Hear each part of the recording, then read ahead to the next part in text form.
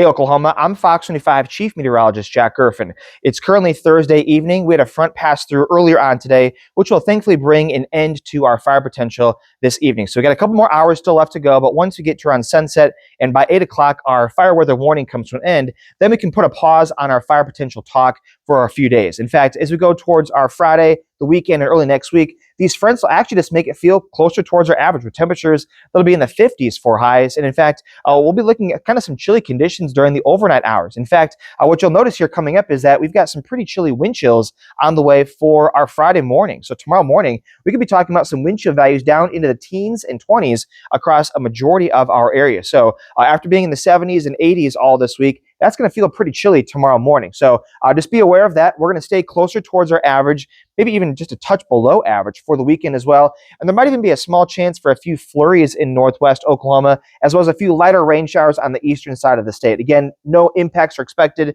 Just kind of shows you, though, that we've cooled off significantly because of these fronts coming through. And so with temperatures looking to be closer towards our average, like I said, we can kind of put a pause on our talk of fire danger. But unfortunately, as you can see, Tuesday, Wednesday, Thursday of next week, back into the 60s and 70s. And clearly, we're not talking about any rain here. So our fire potential does it to come back into the area as we go into those days. It might be kind of more limited to your typical areas on the west side of the state and the panhandle for Tuesday, Wednesday, and Thursday, at least based on the forecast right now. But basically, what we're saying here is, unfortunately, while we can put a pause on talk for fire danger starting on Friday, it does have to come back in some shape or form as we go into next week.